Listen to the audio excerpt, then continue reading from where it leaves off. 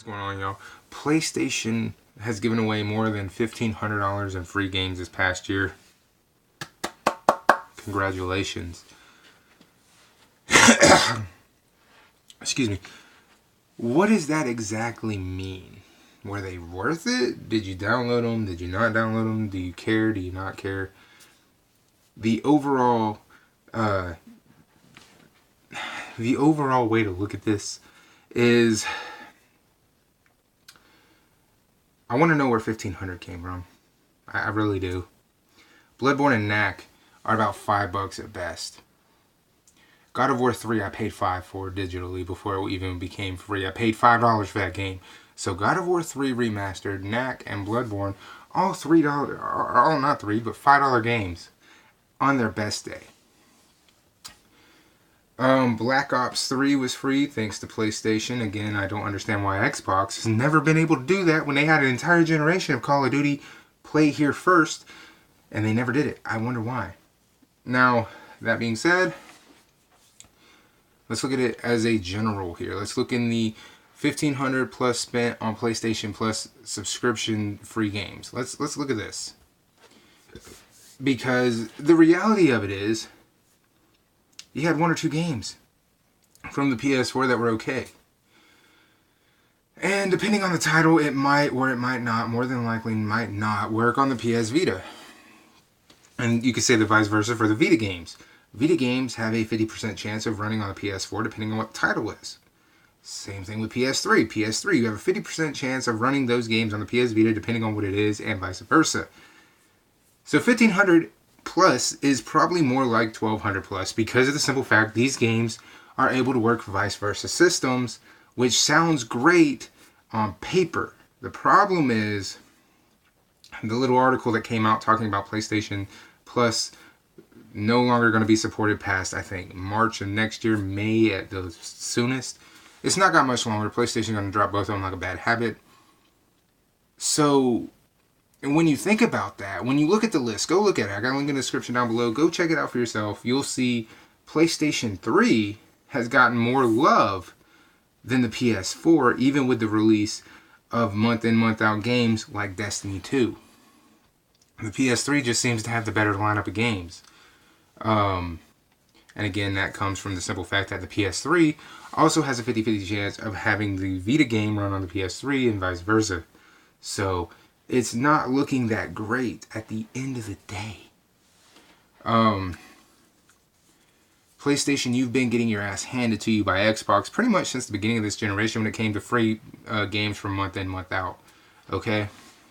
I had downloaded like 4 games from Xbox One before I even had an Xbox One. You know how many games I downloaded from you before I even had a PS4?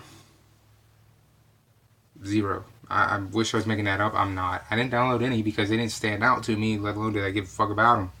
Okay? We're at the end of 2018. We're like a week and some change removed from being 2019. Do you realize that Bloodborne and Knack could have been free in 2015? That's 2 games off of this year's list alone that are probably worth less than 10 cents. Both of those games, I believe you can run in GameStop right now and find both of them for under $10. Okay?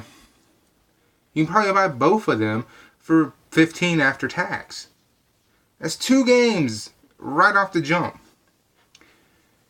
Destiny 2 is giveaway free, but that was more a publicity stunt due to the same factor you had roaming around the PS4 release of Black Ops 3 on the PS4. When PS4 was fixing to see Black Ops 4, they released Black Ops 3 to hype the game up. So when they did that with Destiny 2, it was to hype up the coming expansion. And they had a reason. It wasn't we're giving this away because we need to give away more quality games here. That wasn't the case. It was the new expansions coming out. What's the best way to get people to go buy the expansion? Let's give them Destiny 2 for free because they'll probably run out and buy the expansion if they have the damn thing. I know the way you're thinking here. Once Rime went free on Xbox Game Pass, you turned around and had Rime free for the month. There's always a yin and yang here when it comes to the list of games I'm looking at. Again, feel free to go check them out. I have them linked down in the description. And look at them. Just look at them. And I'm telling you right now, the value is not there. The value is not there.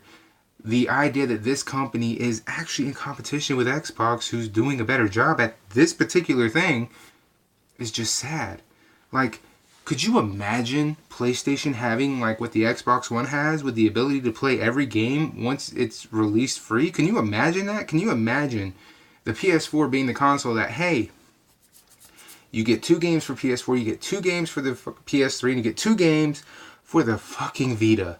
And can you imagine the world of money, the sheer amount of subscriptions and money that they could make if they didn't have that dumbass wall in front of them where you can't play PS3 games on a PS4? Can you imagine the excitement level of PlayStation owners? It's almost fucking insane. Because I'm telling you right now, that's the biggest thing holding PlayStation back. When you look at that list, which again, please go look at it, you'll see more PS3 games that you're excited for over PS4 games. Maybe it's just me. I doubt it though. So, this creates a worry world. You feel me? It creates that. It creates this worry world of being PS5's right there. PS5 is legitimately right around the corner. And being they're stopping support for the PS3 and PS Vita with the PlayStation Plus. And they're cutting over half of the games out from month in, month out to 2 games. This puts PlayStation in a very awkward place. They absolutely have to come with the titles. They can no longer rely on indie friendly. They can't rely on that. They can't rely on releasing content like Bloodborne and Knack years after those games dropped down to barely $5 at GameStop. You now are going to have to, within the first year of a game's release, have it for free. Even if it's 6 months after its release, it's got to be there. Because your direct competition releases 4 games that are all playable on one machine. And that is something, PlayStation, you've never been able to fucking do. Believe me, it is going to be a big deal, especially next year after Christmas when people open up their PS4s on Christmas and they're sitting there going, but these games suck. Believe me, you'll see a huge decline in the amount of people who want a PS4 and who want to subscribe to PlayStation Plus off of that fact alone. Yes, you can play online, but the game factor, is kind of the main reason people subscribe. If you took away the game factor and you took away the cost, believe me, nobody would ever pay. Especially if you can play the games online for free. No one's ever going to pay you again. So the PlayStation Plus games do matter more than people want them to think they do. Just like with Xbox. You pay to play online, but you also feel some type of way about that. So the way Xbox kind of negates that is by saying, hey, here's a bunch of free titles, here's a bunch of free games from month to month, so you don't necessarily feel as bad. I guarantee you, if Xbox came out saying, oh yeah, $60 for a year of Xbox Online so you can play your game, especially now that you could play pretty much anything from Xbox on PC, I'm pretty sure we would never hear from Xbox again because they wouldn't make any fucking money. Feel what I'm saying? So, with that in mind, PlayStation, get it together. Get it together before 2019 hits. The next article that comes out about you better be a glowing, fucking great article with no negativity in it, because the amount of negativity leading into 2019 is enough to bury you.